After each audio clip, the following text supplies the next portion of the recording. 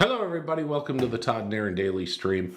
What a great weekend. What a great way to finish off a weekend. Yeah, you got to operate large machinery. This is just like pretty much everything you dream of. Sunday night. Erin's getting ready for bed and getting the kids to bed, and I walk out on the front, you know, with my flannel pajama bottoms and my robe and my baseball cap, being as white trashy as I can. The only thing would be better if I dove into an above ground pool at the same time. And I looked at a Schlitz beer. Do they even make Schlitz beer anymore? Back east they do, PBR here. So I look up to the sky and there it is.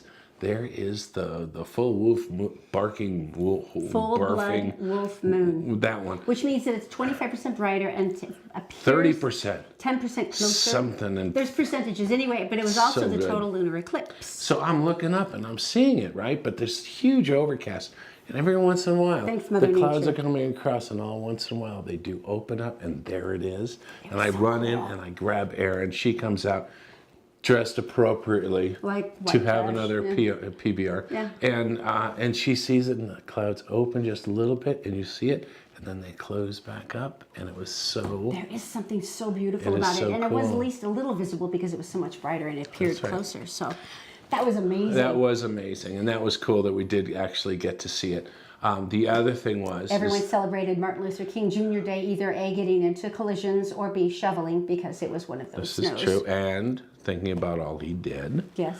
And I got to run my snowblower, which... At least you threw in honoring Martin Luther King Jr. before you went to the snowblower, because I was helping others. I did other people's driveways, and I got a bottle of wine out of it. You're a saint. I didn't even ask for it. So, I told you that it would not snow because I spent some time putting a new bearing in my thing last year, my snow blower, and I lied. People were grateful for you yesterday. That was a nasty-ish It's heavy. Snow. It was heavy snow, which makes it even better for me. So it's cold nights, and it's one of those times when you start really longing for like warm food, warm dishes, yummy yummies. And one of the things that Todd makes that I adore. This actually came from your family, though. We'll explain it. Here it is. Hi, everybody. Everybody knows. Eat more vegetables. Eat more vegetables. What kind of vegetables? Well, no kidding, Sherlock. Everyone's supposed to eat more vegetables. Hang on, I gotta do something really quick. I don't want these to overcook. Brussels sprouts. That's what we're talking about. Brussels sprouts today. Hang on.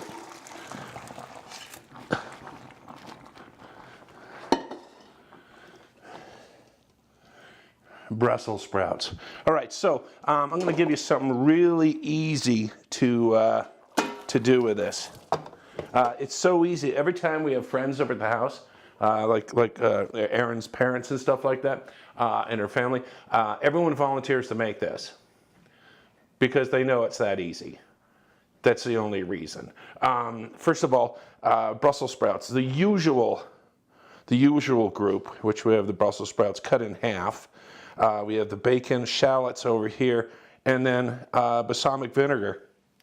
That's all it's going to take, those items. Now, one of the big questions is on this is, do you trim the ends off of these? Now, I think I'll show you here. We're talking about that right there. And the older they get, the kind of age they look. But here is the way you judge this. If it is friends, like good friends and family, don't bother doing it.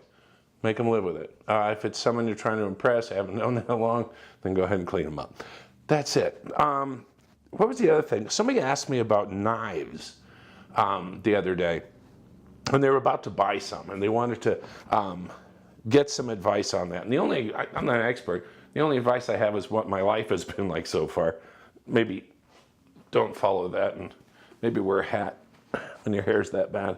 Okay, so the thing is that went to buy some knives, bought these 25 years ago. And my wife gave them to me, a lot of them, as a present because then I would cook for her. Now, these are Henkels. These are German. All the good ones are German. And there's also Wollstaff. And they're so this one would cost about $60, $65. If this was a wool stuff, it'd be 150 bucks. So the thing I learned over the past many years is if you want some good German knives, go to the DI, go to the Salvation Army. I don't want to tell you this, but I'm going to. So you go in their kitchen section, you know, where all the frightening cookware is, right? And maybe you're looking for a pot lid that'll fit a pot that you have, or your mom needs something like that, or whatever. And you know, you go to the end of the lane there, and there's silverware, and it's all, there's nothing that matches. It's all just butter knives and forks, and nothing matches whatsoever. That's where you go, but you look in the knife bin, and there's all these plastic handle, serrated knives with the pointy ends, and they've got all those knives. Guess how many of these I found? I found so many of these, I don't even take them anymore for $1. And all you have to look for is the fact that the blade runs all the way through the handle. You got 3 rivets, and basically, it's a heavy knife. It's German, and you got it for $1. Hang on, something's burning. All right, so there's only 3 ingredients here. And what we're gonna do is we cook down the bacon. I've taken most of the grease out of the pan already, so it doesn't have a lot of grease in it. So what I'm gonna do now is I'm gonna put the shallots in. Can I put this on my wood board without burning it? I think that's the question. Hang on, right there. All right, so I'm gonna put the shallots in. Like I said, this thing is like, I've already got the Brussels sprouts, and I just cut them in half like you see, and I have steamed them. Now we're gonna let this put back on the stove and let it sit just for a little bit to get those flavors together. You want another knife story? All right, here's another knife story. There's my nice knife. So I have about, I don't know, 10 different kinds of knives from these people. The handles broke. The handles broke like right there, just a crack, right in the handle, little crack, and they're guaranteed for life. And I had 6 of them. It must have been a bad batch or something. That's the only thing I could think of. So I had the crack in it, and so I remember they have a lifetime guarantee. So I boxed up knives, which, by the way, isn't as easy as it sounds. There's a lot of pointy bits. And I sent it to them, and they sent me a letter saying, hey, we got your knives, and then 2 weeks later, a box shows up with all brand new knives in it. And they said, sorry for the inconvenience. They had a problem. It was a bad batch that they had put the handles together with, and so I had them. And then, if this isn't a lesson from the heavens, they said one of the knives you sent us was a Wolster Falafel, that other German knife company, the expensive one. So what we did is we gave it to a person, and evidently all the knife companies are on like a single block in New York City.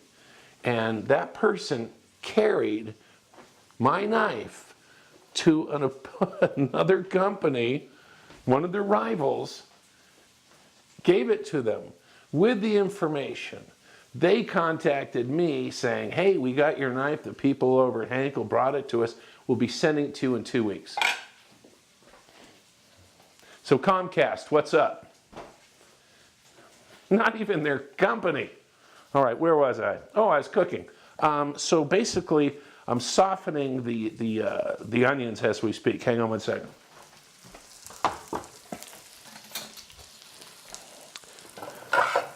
And this doesn't take any time at all. I'm going to give it a couple more seconds. And the other thing is, let's go back to Brussels sprouts. Brussels sprouts. Balsamic vinegar. So you got the fat from the bacon. Don't add salt to this, by the way. You know that. The balsamic vinegar is acidic, and so it cuts through the fat of the bacon, and it also sparkles up, and that's a term I'm never going to use again, sparkles up the Brussels sprouts and makes them taste kind of like a salad or more so. So what I'm going to do now is let me get over and I'm going to put this together and I'll show you what it looks like. All right, so I'm just going to incorporate that. I've got some of the moisture out of Brussels sprouts. So green they are. All right.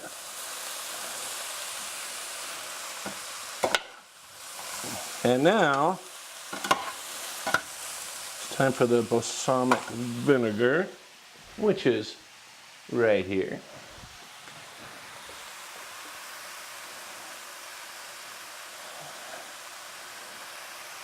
And depend on how much you like it. You can always give it to your guests and have them put their own on, but I probably put 2 tablespoons. And I'm going to put a little bit more. Probably another teaspoon there.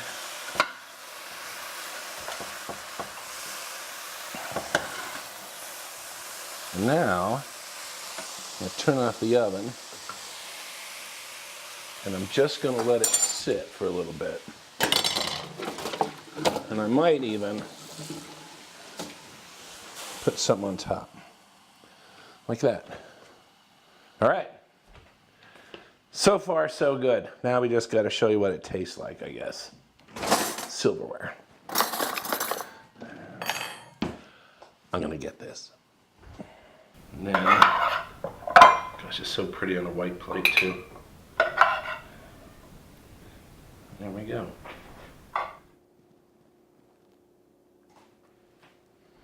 Have you made me something? I've been waiting for you for like 3 hours.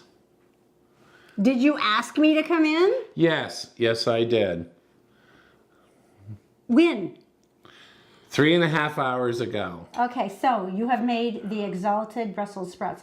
Anyone will eat these because they have bacon in them. This is the same way my mother used to trick us to eat calf's liver, which is the most disgusting item in the entire world. It had bacon on top, and we were just dumb enough to fall for it. But bacon and Brussels sprouts are to die for. Shut up and take a bite. 1. You're always so sweet to me, honey. 2, 3. Oh, really good. Winner, winner, chicken dinner. I'm very happy with these. I could use some salt. I like to not put salt on them. Did you mention balsamic vinegar too? So everybody else can put salt, like because her mom has got watching for salt in her diet. So I let her kind of do her own salt. So everybody kind of does that and takes care of it, which makes me even a better husband than I could ever be. Enjoy your Brussels sprouts. I'm the luckiest girl in the world. Say it again, just so I hear it again. No, don't. Shh, shh, don't talk. Right. Brussels sprouts, eat them. The Todd and Erin Daily Stream is brought to you by PC Laptops, with desktops and laptops starting as low as $7.99 with a lifetime parts and service warranty. They fix phones too. Go to PCLaptops.com. All right, well, everyone is pitching in, it seems like, with the furlough. This is pretty sweet. Federal government still going down, so the University of Utah's arts organizations thought maybe you would like to come see some of our stuff for free. So basically, Oh, nice. and they said it in a very lovely way, which is how they would do it. As a community of artists, we recognize and appreciate our important role in supporting the community. And they said, essentially, we'd like you to come. We've got theaters, we've got galleries, everything is for free. Oh, that's cool. Pioneer Theater Company right now is doing The Lion in Winter, free tickets for the remaining performances. All you have to do is check in with the box office. With everyone, it's very simple. Just show your federal ID. That's what they need. And where do they go? That's pioneertheatercompany.org. And the Utah Museum of Fine Arts, which, by the way, is fantastic. If you've ever taken your family there for Saturdays, they do free family Saturdays where it's like you do mask making and all this really cool stuff. But you're welcome to come in there anytime for free. All you have to do is just identify yourself at the welcome desk, show your ID, you and the immediate family. Nice. Same thing with Utah Presents. This is pretty fun. This is amazing stuff. They have films from all over the place, and that you're welcome to come see any of them. All you have to do is go to utahpresents.org. Okay, but wait, there's more. This one's not great. I learned about WIC when my mother worked for the state, and she worked with high-risk children and high-risk pregnancies. Right. And WIC is really important. If you don't know what this is, it's a women and children's program that essentially helps moms buy nutritious food for the kids. So if you're thinking like food stamps, this is a different program, but the same kind of thought. This is very supplemental. This is supplemental food that's really important, like beans, peanut butter, milk, juice, cheese, eggs, for infants' formula that if the mother can't nurse. It's important stuff. It gives a huge amount of nutrition for growing children and for pregnant moms. So what's going on with it now? They're running out of money. They're going to run out of money at the end of February if the federal government shutdown doesn't stop. They can't get any funding, and they depend on it. Ben McAdams, who is our new congressman, just toured the WIC Nutrition Clinic, and he's trying to come up with some kind of special legislation. The trouble is, every state's going through this, so they're all trying to come up with some special legislation. And so everyone's trying to jam all this stuff in. Plus, may I say that they were amazed how quickly federal employees started showing up at the food banks. It's a little scary. Yeah. But yeah, Ileana McDonald's a bureau manager. She says, this is women and kids up to the age of 5. And she said, but she was really sweet. She said, I want to make this clear. We are still open. Don't be worried about coming down here. You come down here, we'll figure this out. Which I thought was like, I love you so much. But yeah, if it's not, they can't fix this soon. All right. February, we're out of money for big organizations making a difference. How about one person? What can one person do? I love this story. And his name is Jason Davis. He's up in Logan. He has a restaurant called MayMoes. He's originally from Louisiana, and he does the shrimp po' boys. We're driving up there just for the shrimp You po' will, boys. after I tell you the story. You are going to go up there and have, his breakfast. He's doing breakfast, and he just moved his restaurant to a double-sized place, and it's like, doing things better. are really working. He's really happy. Now he's got breakfast, even though they don't even have a menu. They don't open until lunch. And so he thought to himself, I got to do breakfast. He's been worried about all the federal employees that have been out of work. And there's quite a few up in Logan in that area, up in Weber and Cache County. And so he says, we put all the stuff out that you would expect, like waffles and pancakes and sausage. Old school. And he, everything that you would expect in a good old-fashioned breakfast. He says, I don't know, it's what people do. People were in need, and so we stepped up and filled that need. We try as hard as we can to make every single customer happy, whether they can afford to pay us or not. He says, I have very far from deep pockets, believe me. He says, but I believe in karma. And he says, it's going to be coming around. So this is basically for free. There was one family that showed up. Annie Mercado, who works for the federal government, he said, we have a kid with special needs. He has Angelman syndrome, and he has seizure medication that we have to buy, and that's more important than food to us. And so he says it's been overwhelming that they could all go down and have breakfast together as a family. I like that. I like the part right here. The only stress that Davis wants people to have as to whether or not it's to get seconds. He says, when it put me 6 feet under, I want my kids to not be embarrassed of my name. He says, that's why we're going to cook this until we run out of money or food every week. MayMoes, Logan. MayMoes, Logan, we are driving up there, and we are having shrimp po' boys. I have to go because it's snowblowing time. You are so excited right now. Bye.